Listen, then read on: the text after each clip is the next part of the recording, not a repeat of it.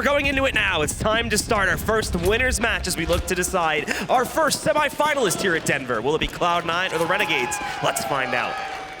We move into upper with most of Renegades players, actually all of them, have walked their way through. No one to pop flash, and they've only got USPs to go up against, but it seems they're starting a group, and it looks like they want a reason to explode. No one's going to give them it quite yet, but there's an aggressive inner setup, or sorry, a solid stack from Cloud9 with Tarek and Spools, and Stewie and Skadoodle in positions that can take attention away from him.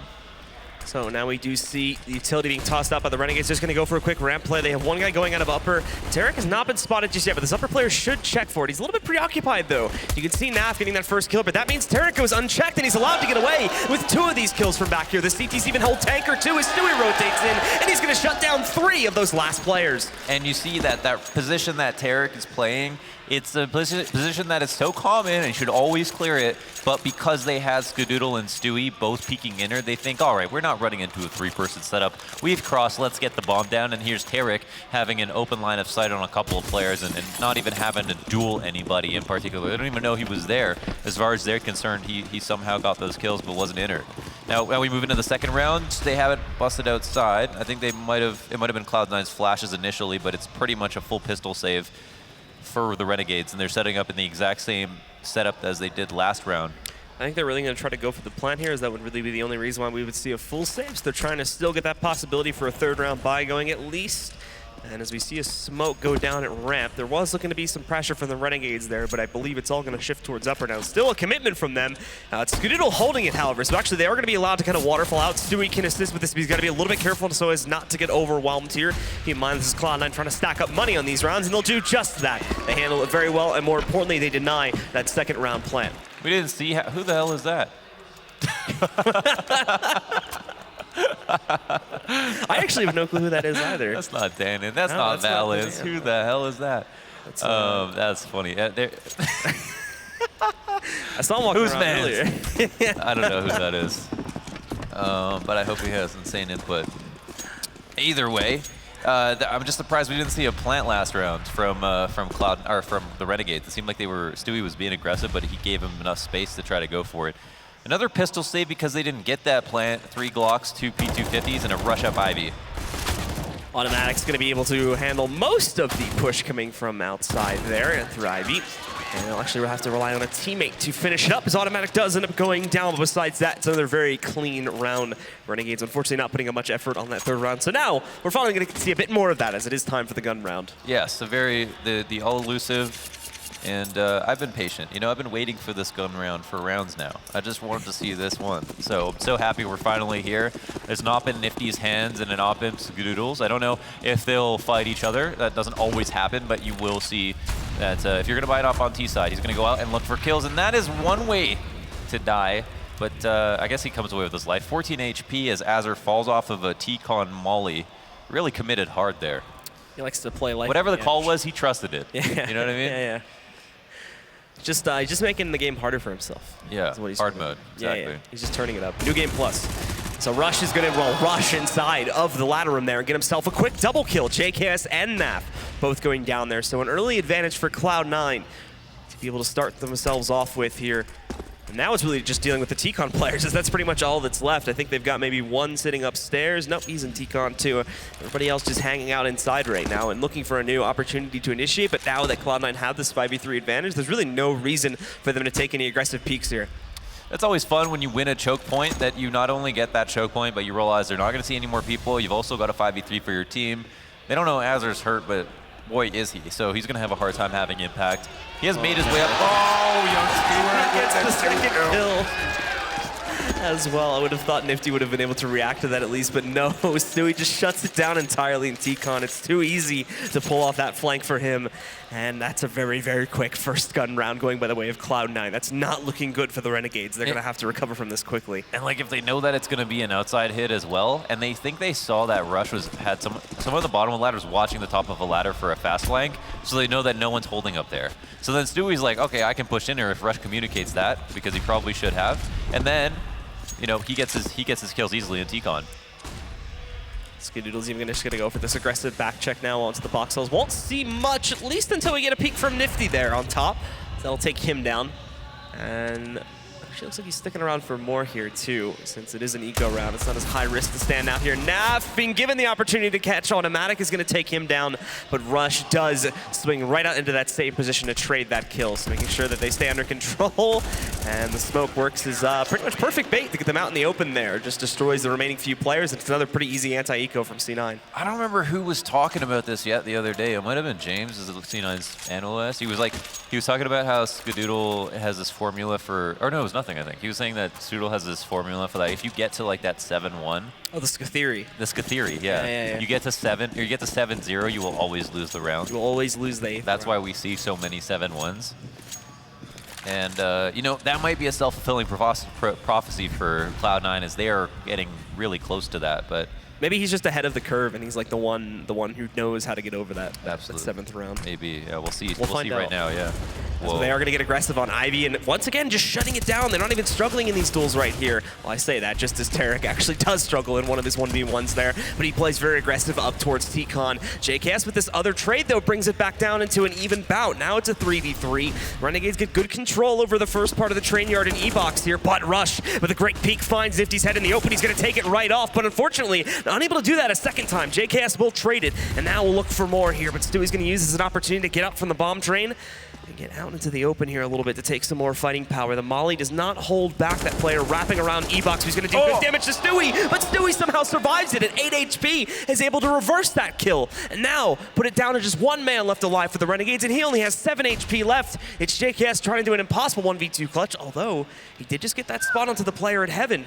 Knows he's there, so Stewie, he's at a bit of a time race here, as if JKS could take out Skadoodle, and unfortunately, when he tries to go for the peek, he misses that opportunity. Now, though, with him revealing himself, Stewie is going to be looking to pinch on him in just a second, but even Stewie has to be careful, so it's a lineup good angle. Thankfully, he does just that and is able to secure the final frag, putting it up at 6-0 for Cloud9. I'm so happy that I think we'll get to see if the prophecy comes true. Now, the reason that you do get to 7-0 so quickly is by stringing these rounds together, as we see that in this half so far, we've only had Cloud9 play 2 full rifle rounds, and the rest have just been ecos, right? Just a pistol round, 2 anti-ecos, rifle, pistol, and this is going to be the second one, actually. So it might have been only 1 in total. Now, and a lot of that does come down to bomb plants, because Terrorists will be able to buy in the 3rd round if they do get a 2nd round or 1st round bomb plant. We didn't see that from Renegades. So easiest road for Cloud9 to get to the scoreline that they're at now. Renegades are, they're on the off pattern. So they're going to be buying now and have as many nades as they need.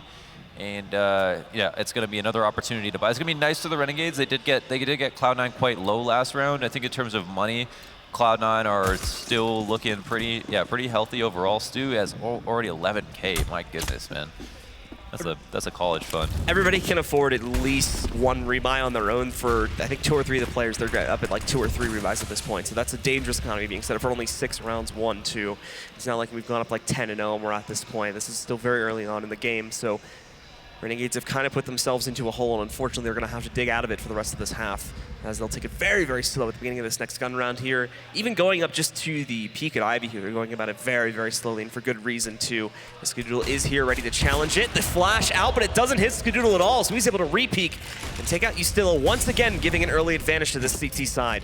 You know, as the queen of the round, like in terms of a chessboard, the op being the most important, you want to try to not pick off the other queen. You want to pick off the pawns up front, as many riflers as possible. Those are the easy fights to take. We always talk about op versus op duels, but if you're op to have the best impact, they've got to go after them. Pick on these riflers, and whoa, after that corner of that smoke, there might now be an opportunity for a peek versus Skadoodle. He is still ready, sitting in the corner, though. Spots 1 player, I believe, jumping out, and there we go. Perfect timing onto the headshot for Nifty, but as it does sneak back up from T-Con, picks up 1 player, and JKS finding another near bomb train. Rush still has this forward position. Oh! He didn't get that kill, but swings around to correct it. Nicely done, and only took 25 damage, so now he sees the Shadow of Azure, an easy kill there, and now has found the last one. Will flash out around the corner, knows he's pushing, he's got him completely blind for the flashbang, and instantly headshots. Okay. What a class play from Rush. That is like the Stewie level stuff, right? Like that is the insane like court IQ that you look for in Stewie when he makes plays like that. He's in an awkward position, and in that situation, Rush puts himself there, right? Because he gets all that damage off on our ladder player, thinks he kills him, turns around, readjusts, has the aim to complement it, knows this other kill's gonna come from here, protects himself by standing in front of E-Box, and even finds this 3rd kill with a great flash to support himself. That was so dope. Very, very nice. And once again, it's broken this T-side economy here, so they're just going to be down on Deagles, but the Deagles can work. Nav quickly getting ladder control and busting right out to find Rush, so it's Renegades, actually, they get the first kill. Unfortunately, on a round like this, that's not a huge advantage just yet. They need to get 1 or 2 more to really try and solidify this and put themselves into a situation where they feasibly can win this round. Yeah, Naf's like, remember me? Hits him with the 1D. Hasn't been all that long, but these players have changed so much already. Now, Automatic hopping at Ivy, not something you see every day. Sometimes it's Stewie who plays inner, sometimes coming to Ivy, and like last round, the usual suspects include Skadoodle and Stu. But wow, what another nice 1D from Nafly. Now this is starting to turn into something that maybe, just maybe, the Renegades can work with here. Oh my God, is Kathiri coming to fruition? It might be. On an eco round of all rounds. It might be very true. Can you not get a 8-0? The best part is they are proving this like hand over fist because it's in an eco round here. Automatic, however, firing back here, trying his best to avoid it. With that missed up shot, he's going to be flashed out, and that's Azur getting the kill. Skadoodle moves in with the second up, takes out JKS, evens the fight back down into a 2v2, but now Nifty's picked up one of the ops from Cloud9 as well. So they have more firing power to play off of. Even without the armor, he can still be very, very effective with it. So he's going to go for the long lurk, but that is dangerous here. However, look, no, a missed shot from Skadoodle. He's not actually able to take down Azur, so he gets the kill, and now all that's going to save this round for Cloud9 is going to be the lurk from Stewie and a big whiff on the spray. I don't think he does a single point of damage there. Now they know exactly where he's at. They flash him out too. He's still going to have the capability to make this play. He just has to do it very unfortunate as that molly just goes right into the dirt, not where he wanted it to. Wanted to burn this player out behind the bomb train, although he gets that kill. The shot from before should have given a good idea as to where Azur's playing from. And he has Azur lows. This is a very winnable 1v1, and he'll do it. And with just enough time left, he should be able to defuse this bomb, sending Cloud9 up to that 8-0, proving the theory wrong, I guess. Proving the theory wrong, you know, that's true. And, you know, leave it to Stewie to do it. What a play from Stewie. Even going to the top of the ladder, you see how you, like, pre-aim that spot perfectly? He just has such a good idea of exactly where people will be, and Naf made this a 3v5 in the cleanest way possible with these 2 1Ds. But after this, it was a great cleanup from Cloud9, and it did have to come down to the clutch. But even there, puts Azur off his mark by making him like he baits out rifle bullets. You usually see that with an opper, but he's baiting him into spraying, which is so interesting. And you know, there was a million ways that Azur could have played that, and that's really a dope moment where you hit yourself on the forehead because you think, oh, I should have just fallen back. But Stewie knew exactly what he was planning to do, that he would take that fight. He was correct about it and got rewarded. So. The ever elusive 8-0 scoreline. Cloud9 have achieved it.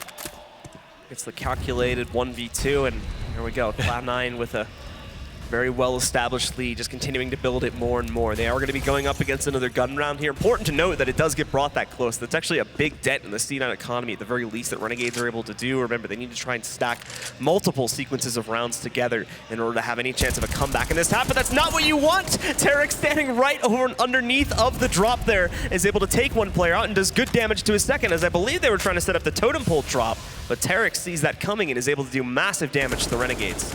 It's actually been a huge counter to creep up and spot under it to try to stop anybody from doing the totem pole. Now, I honestly think that the best thing to do is just a double molly, because if you double molly, time the flash properly, they won't hear it, and you'll be able to clear. You know that 100% no one is standing in it unless they drop a smoke on it, which at least baits out sub-utility response.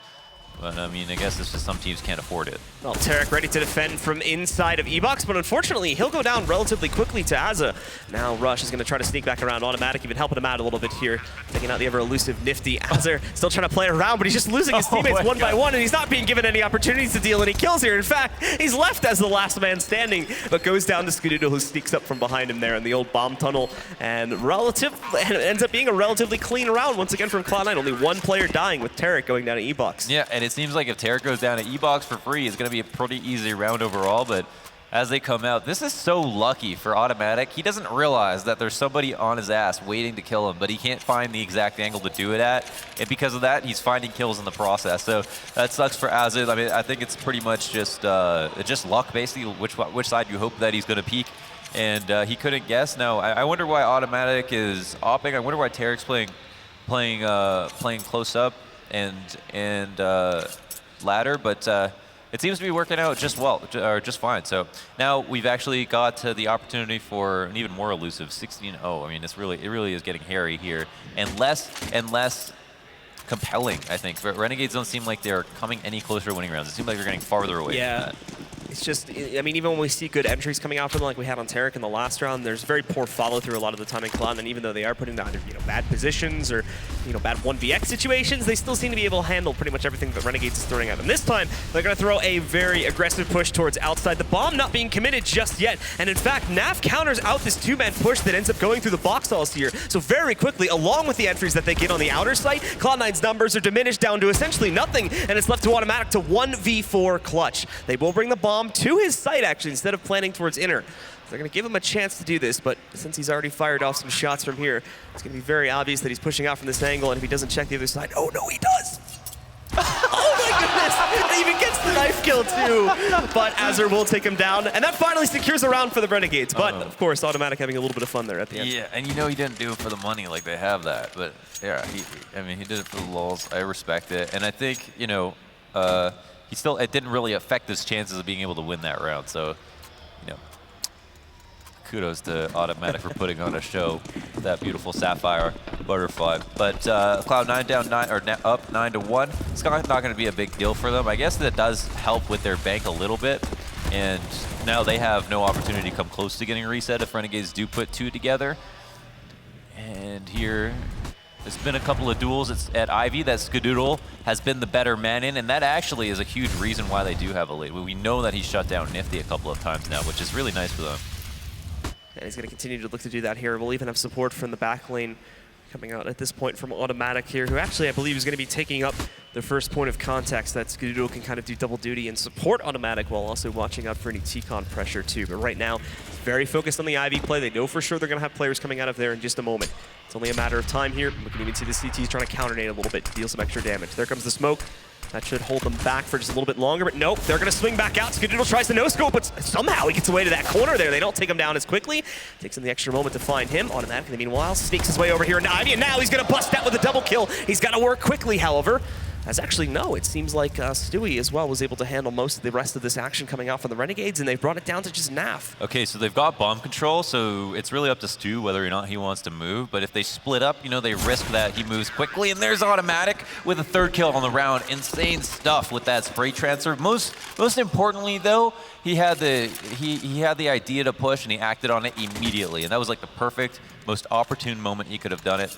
And that was crazy. So even though Skadoodle comes away with no kills at Ivy, is flashed off his position, they actually get out.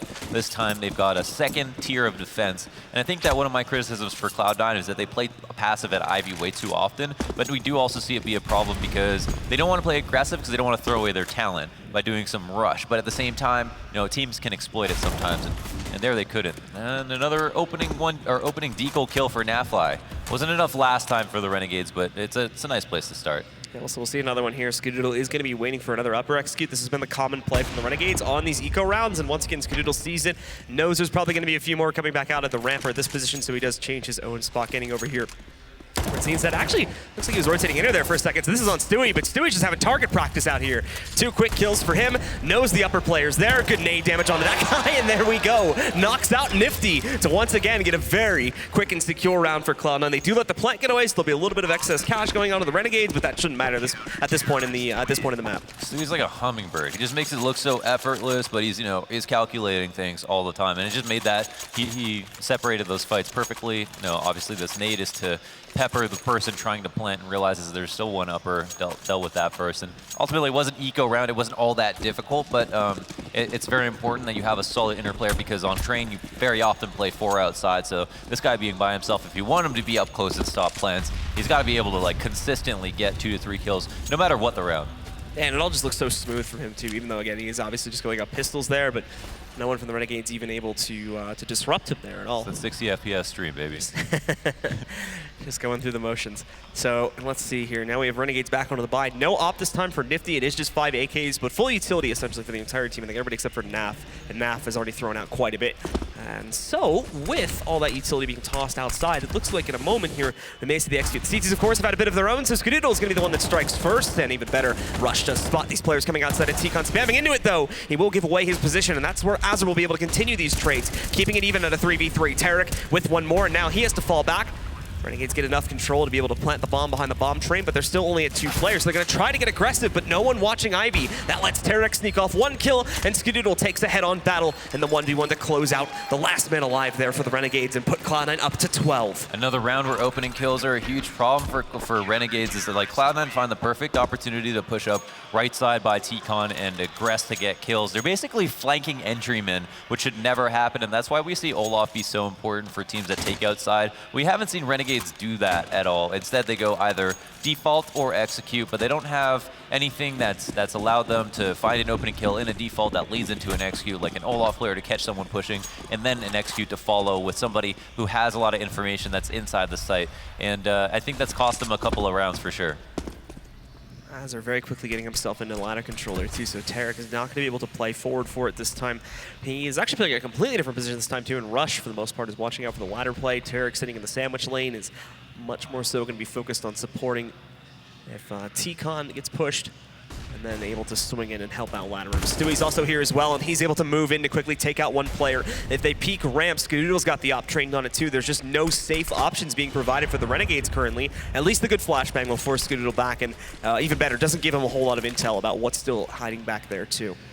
What happens now? 4-on-5, another opening kill round for Cloud9. I definitely, if you got the stats, tweet me the stats on these opening kills, because it's been very one-sided. It seems like when we think about how good the CTs have done in the early round. But now another kill, 5v3, poor guns to work with. Tarek still pushed up and holding strong, and finally gets taken out. JKS. He's going to see all 3 of those players moving in, though, and now Automatic still at this strong position right inside of Sandwich is going to be able to pick up one more kill. He goes down, but with Rush finding the trade, it's all on you, Stillo, and he can only get that 1 extra kill. Rush knocks out the last 2, and it's not even really a surprise at this point. It's Cloud9 to continue to secure these rounds. 13-1 scoreline, and we're still in the first half here. Yeah, they just look like computers, dude. Like, they're not giving them any extra time to adjust. It's like, if you find a Cloud9 player, you better kill him right away, because they're just all so good by themselves that they don't even have to be in great positions to trade. And that's kind of the number, like the first demon that they have to fight with. Now, it could potentially, it's the last round of the half.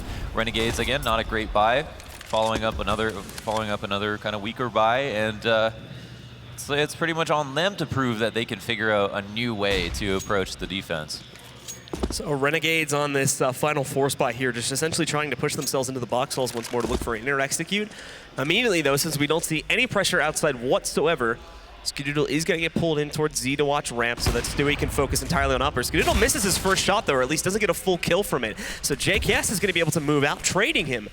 Now Stewie sits as the lone man inner. Thankfully for him, though, there's no one playing towards that upper door right now, so he's free to lurk on this as much as he wants to. Moves in, misses that first opportunity for a kill, but can still get a double because he finishes off the player that Skadoodle legged earlier, along with finishing off Nifty there. Nath does trade him, but with his 2 kills, that's kept it even into a 3-on-3. A lot of time has gone by, though, and with Stewie going down, Cloud9 lose basically all of the control they had over this B site. They have to very carefully move forward and attempt to retake this while also watching out, but 2 quick kills from both of the ops brings it down to just 1. And he doesn't have a molly. He needs to bust out here and take a fight. The molly will actually block him off and he goes down. It's only a matter of questioning is, did they get on the bomb quickly enough? And it looks like they did, so they'll be able to defuse one more time and get it up to 14 to end the first half. What a poor performance. Couldn't get that 50, no. It's really sad. No, I mean, that was nuts from Cloud9. That last round, it really is on Renegades, though, and you just called it out as you were casting, that there was nobody to watch upper, right? There's no one, all someone had to do is peek Stewie from upper. As soon as he starts shooting, he missed that first set of bullets, and then the guy Euler ends up dying, and then that guy dies afterwards, too. There's no trade. So, you know, that's a problem that could have been stopped with putting someone in the best after plant position right out of the gate when they have the bomb down. And they didn't do it. But you can't blame them for being a little bit, not lazy, but maybe a little bit unconfident and maybe messing stuff up beyond, you know, so when you're unconfident, you messed up even that, like, you were meant to, like, the easiest stuff is just like the most simple stuff becomes hard all of a sudden. Like, you just feel like you have no hope, and I feel like that's where Renegades is right now. Yeah, Stu could have picked up easily 3 or 4 kills there if he kills the first guy that he was shooting at, and actually he's able to kill him in that first volley, because then he's not available to go back, and he doesn't have to, you know, re-peek to him, so maybe he's able to take on Naf instead of getting traded by him. Overall, just a very, very sloppy hold there on the final round. But it does look like we're going into the second half, and it's do or die time for the Renegades. They essentially have to win this pistol, or the map is over, and Cloud9 will get an easy ticket to push forward into the semifinals.